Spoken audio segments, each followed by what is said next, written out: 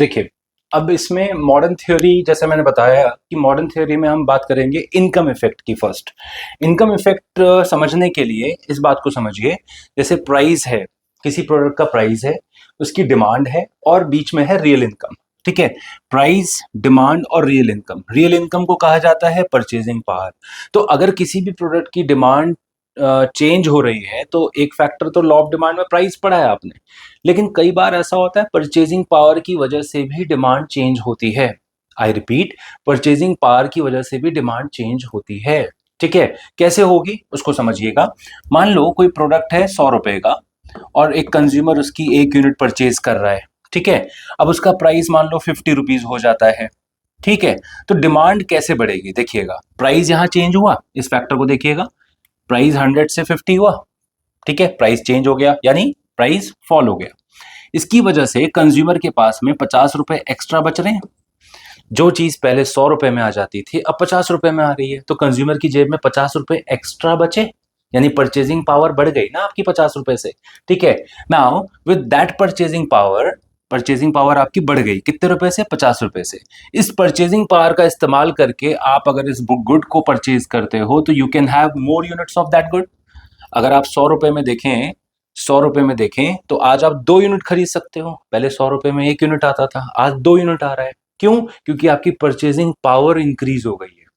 This is called as income effect. इसी को क्या कहा जाता है, इनकम इफेक्ट कहा जाता है।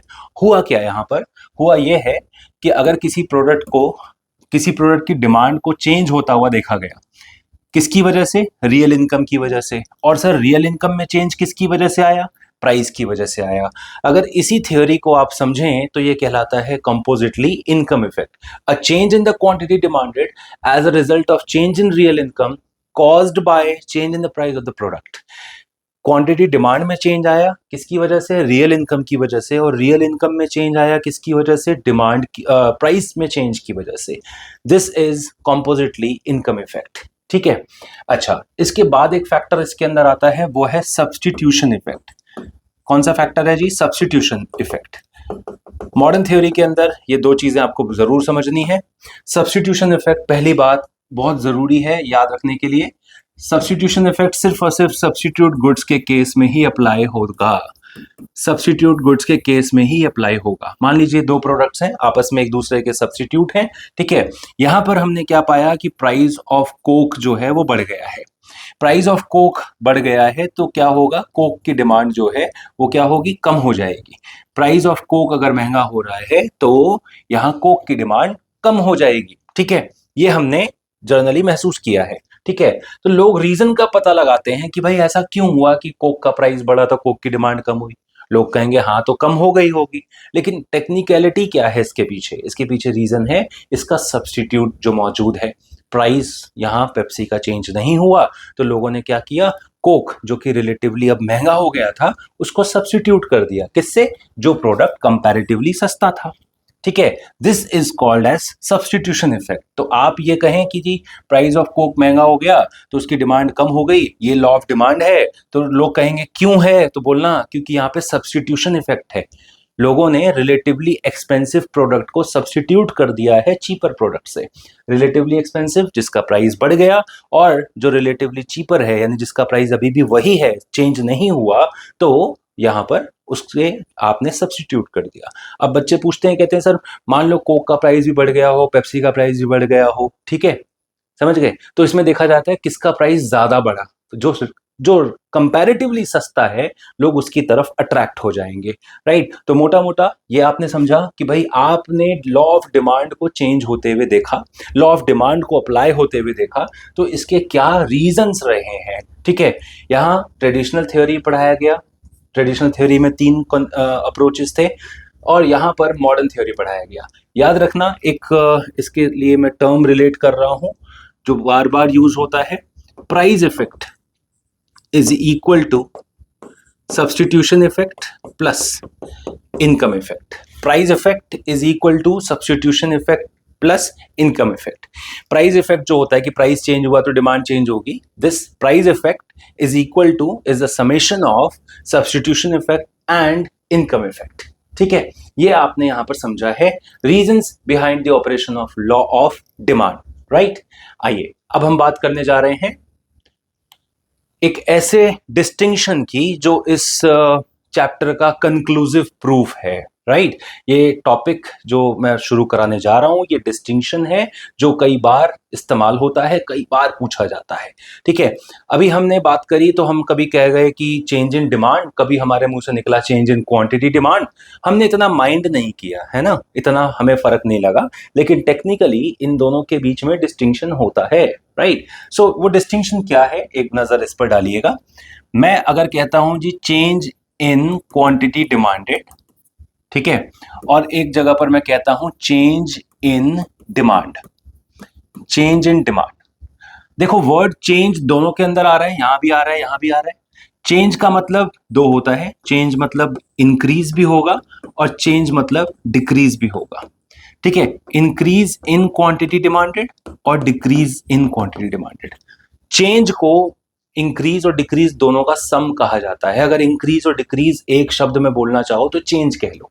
ठीक है।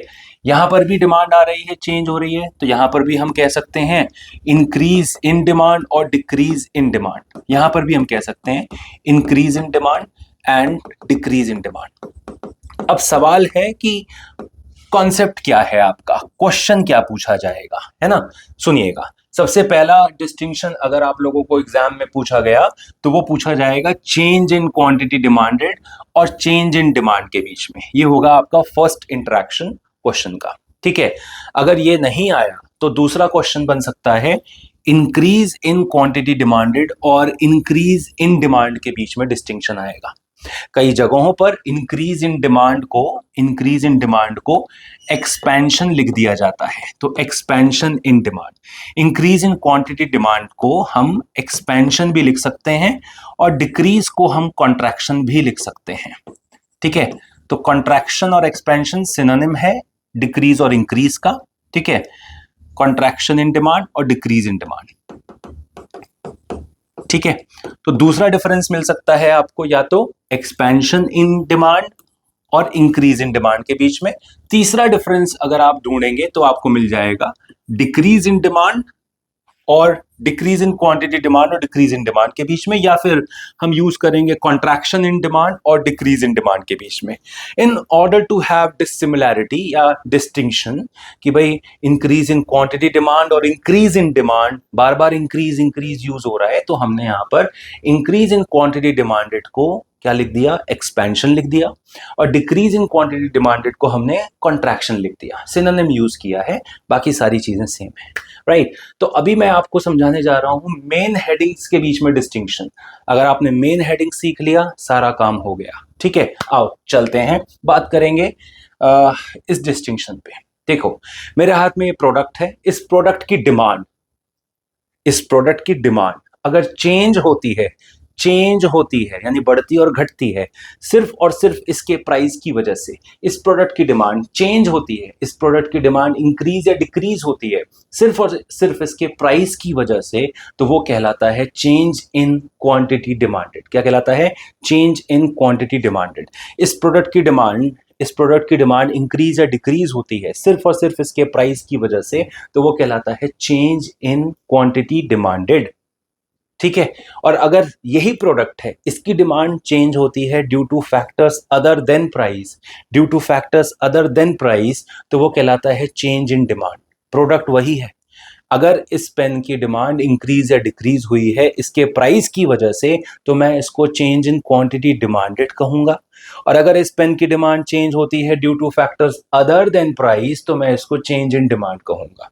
This is one of the core difference जो आप यहां पर सीख रहे हो, पढ़ रहे हो। ठीक है। यहां पर आइए समझते हैं। Change in quantity demanded, it occurs due to change in the price of the commodity itself. Change in demand, it occurs due to factors other than price. ठीक है, this is the first factor. Now, जब आप quantity demanded का graph बनाओगे तो वहां पर मिलेगा movement along the demand curve. अभी ये अलोंग द डिमांड कर्व क्या होता है, जब मैं ग्राफ बनाऊंगा तो समझ में आएगा आपको। समझिए पहले यहां पर चेंज इन क्वांटिटी डिमांड में there is a movement along the demand curve. ठीक है। एक ही ग्राफ पर नीचे से ऊपर, ऊपर से नीचे आप मूव करेंगे। ठीक है। और यहां पर क्या होता है, there is a shift in the demand curve, there is a shift in the demand curve.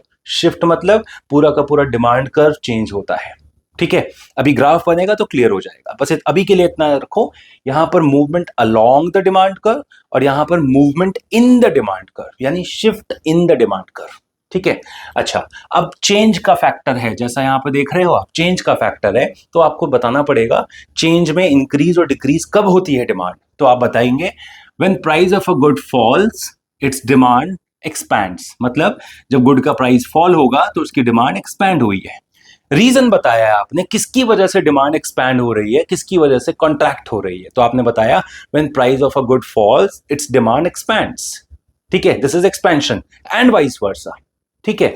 अच्छा, यहां पर आप बताएंगे there are several factors, there are several factors, ठीक है। कौन कौन से फैक्टर्स हैं जी, change in the price of substitute good, change in the price of complementary goods. अब आप कहेंगे कि सर आप यही लिख देते ना सीधा, change in related goods, change in the price of related good लिख देते, लेकिन सर रिलेटेड गुड के प्राइस में अलग अलग बिहेवियर होता है ना, सब्स्टिट्यूट गुड में अलग बिहेवियर है, कॉम्प्लीमेंट्री गुड में अलग बिहेवियर है, तो ये डिस्टिंक्शन आपको बताना पड़ेगा, इसलिए ये 2 पॉइंट्स अलग अलग लिखेंगे, ठीक है। Change in the price of substitute good, change in the price of complementary good, change in income of the buyer in case of normal good, change in income of the buyer in case of inferior good, and change in future expectations about price or change in taste and preferences of the consumer, है ना। Price of the main good यहां पर है, बाकी सारे factors यहां पर हैं, ठीक है। तो ये आपने समझा 3 इसके थ्योरेटिकल एक्सप्लेनेशन। अब हम चलेंगे थोड़ा सा न्यूमेरिकली समझने के लिए इसको। देखो, चेंज के अंदर एक्सपेंशन भी है, कॉन्ट्रैक्शन भी है, चेंज के अंदर यहां पर इंक्रीज है और यहां पर डिक्रीज है। तो आइए समझते हैं। प्राइस 10 रुपए था, ठीक है, क्वांटिटी डिमांड कितनी थी 100, प्राइस फॉल हुआ, डिमांड इंक्रीज हुई, यहां पर प्राइस राइज हुआ है, डिमांड डिक्रीज हुई है, ठीक है। प्राइस के साथ में डिमांड का इनवर्स रिलेशन है, यहां पर प्राइस कम हो रहा है, डिमांड चेंज हो रही है। यहां पर देखिए प्राइस में कोई चेंज नहीं आया, प्राइस अभी भी 10 है, पहले भी 10 था, डिमांड पहले 100 थी, अभी 200 हो गई, यानी डिमांड इंक्रीज हो गई, किसकी वजह से, due two factors other than price, ठीक है सर। नाउ यहां पर भी प्राइस में कोई चेंज नहीं आया, डिमांड जो है वो कॉन्ट्रैक्ट हो रही है, डिक्रीज हो रही है, सॉरी, तो वो अदर देन प्राइस है, राइट। अब मैं ग्राफिकली आपको समझाता हूं, इसको जरा समझिए। यहां पर एक्सपेंशन का केस है, एक्सपेंशन, प्राइस था 10, डिमांड थी 100, अभी हो गई 150। जब आप इसको ग्राफिकली बनाएंगे तो प्राइस यहां पर लिया है आपने, डिमांड यहां पर लिया है आपने, ठीक है। प्राइस देखिए फॉल हुआ, प्राइस फॉल हुआ, डिमांड इंक्रीज हो गई। पहले आप ओरिजिनली ए पॉइंट पर थे, अभी आप बी पॉइंट पर हो। जब आप इसको ज्वाइन करोगे तो ग्राफ ऐसा मिलेगा, दिस इज डाउनवर्ड मूवमेंट, है ना। ये किसका ग्राफ है, एक्सपेंशन का ग्राफ है, किसका है, एक्सपेंशन का ग्राफ है। और मूवमेंट किधर आ रहा है जी, डाउनवर्ड मूवमेंट आ रहा है, ठीक है। ग्राफ एक ही है, वो उसी पे ऊपर से नीचे की तरफ आ रहे हो, ठीक है। अच्छा, जब आप कॉन्ट्रैक्शन का केस बनाते हैं, कॉन्ट्रैक्शन, तो इसमें क्या होगा, प्राइस और डिमांड, प्राइस इंक्रीज हो गया, डिमांड डिक्रीज हो गई। जब आप इसको ग्राफिकली एड्रेस करेंगे तो आप क्या देखेंगे, प्राइस था 10, डिमांड थी 100, प्राइस इंक्रीजेस एंड डिमांड यहां पर कॉन्ट्रैक्ट हो गया, ठीक है जी। तो ए पॉइंट से बी पॉइंट की तरफ मूव कर रहे हैं, डाउनवर्ड स्लोपिंग कर्व हो गया, ग्राफ अपवर्ड स्लोपिंग है।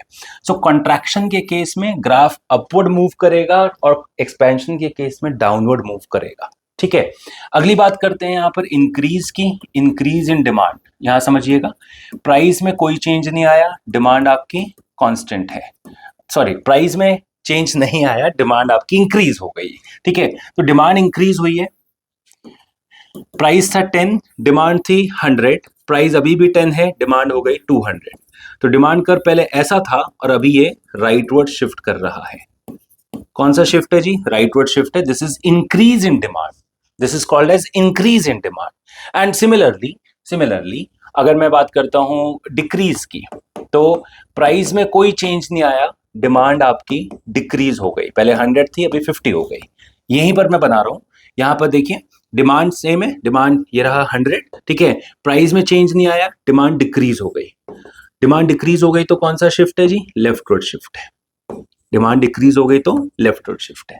तो आपने क्या देखा, अगर एक ही ग्राफ पर मैं नीचे ऊपर मूव कर रहा हूं तो ये movement along the demand curve है, और अगर पूरा का पूरा डिमांड कर्व या तो राइटवर्ड या तो लेफ्टवर्ड शिफ्ट हो रहा है, तो ये movement in the demand curve या shift in the demand curve कहलाता है।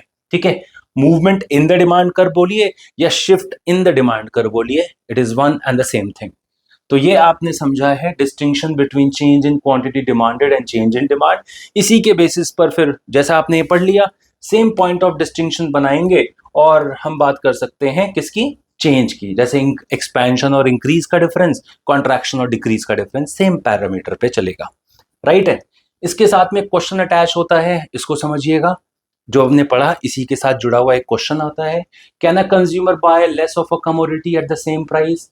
क्या एक बायर सेम प्राइस पर कम क्वांटिटी खरीद सकता है? Answer is yes. कब खरीदेगा जी? आप देखिए यहां पर, जब सब्स्टिट्यूट गुड का प्राइस फॉल होगा। मतलब, अब आप कहेंगे सर मतलब समझाओ। देखो, price of T and demand for coffee, हमें क्या करना है, मेन कमोडिटी की डिमांड को कम करना है। यहां क्वेश्चन पढ़िए, क्वेश्चन क्या कहता है, can a consumer buy less of a commodity at the same price? Yes. तो कॉफी की डिमांड कम कब होगी? जब टी का प्राइस फॉल होगा। क्यों? क्योंकि डायरेक्ट रिलेशन है। इसी तरह से कार की डिमांड, पेट्रोल कार की डिमांड कम कब होगी? जब पेट्रोल का प्राइस ज्यादा होगा। तो क्या लिखेंगे, rise in the price of complementary good. इसी तरीके से नॉर्मल गुड्स की डिमांड कम कब होगी? जब आपकी इनकम डिक्रीज होगी। एंड इंफीरियर गुड्स की डिमांड कम कब होगी? जब आपकी इनकम इंक्रीज होगी। ठीक है। अच्छा, डिमांड को कम करने के लिए टेस्ट एंड प्रेफरेंस कैसा होना चाहिए? अनफेवरेबल होना चाहिए। ठीक है। और प्रेजेंट में डिमांड कम करने के लिए फ्यूचर का प्राइस क्या होना चाहिए? कम होना चाहिए। ठीक है। तो जो मैंने अभी आपको यहां बताया, ये रीजंस हैं जिनकी वजह से डिमांड कम होगी, यानी प्राइस में कोई चेंज नहीं आएगा, प्राइस कांस्टेंट रहेगा और डिमांड आपकी डिक्रीज हो जाएगी। प्राइस कांस्टेंट रहेगा, डिमांड आपकी डिक्रीज हो जाएगी। Leftward shift in the demand curve. आ गया समझ में? ठीक है। सो ये हमने पढ़ा। क्वेश्चन जैसे मैंने आपको बताया, अभी क्वेश्चन ये दिया होगा, आपको इलैबोरेट करना है। जो मैंने अभी समझाया, सब्स्टिट्यूट गुड का प्राइस फॉल होगा, कॉम्प्लीमेंट्री गुड का प्राइस राइज होगा, इनकम इंफीरियर गुड के केस में राइज होनी चाहिए। ठीक है। और नॉर्मल गुड के केस में इनकम फॉल होगी, फेवरेबल नहीं होगा change, unfavourable change in taste and preference. ठीक है। और फ्यूचर में प्राइस फॉल होने वाला होगा, तभी प्रेजेंट में डिमांड फॉल होगी, फ्यूचर में खरीदोगे। ठीक है। यही क्वेश्चन रिवर्स करके भी आ सकता है, क्या कि भाई can a consumer buy more of a good at the same price? Yes. Again, fall की जगह राइज, राइज की जगह फॉल, फेवरेबल अनफेवरेबल की जगह फेवरेबल कर दीजिएगा। पॉइंट सारे वही रहेंगे। ग्राफ राइटवर्ड शिफ्ट दिखाना है, जैसे मैंने यहां पर आपको लेफ्टवर्ड शिफ्ट करके दिखाया है ग्राफ, आपको राइटवर्ड शिफ्ट दिखाना है, ये केस है। ठीक है। सो ये हमने कंप्लीट किया थ्योरी ऑफ डिमांड। यहां पर इसके साथ में सारे अटैच्ड क्वेश्चंस आप करिएगा। इसके बाद हम अगले वीडियो में बात करेंगे, अगले सेशन में बात करेंगे इलास्टिसिटी ऑफ डिमांड की और उसके मेजरमेंट्स की। राइट। Thank you.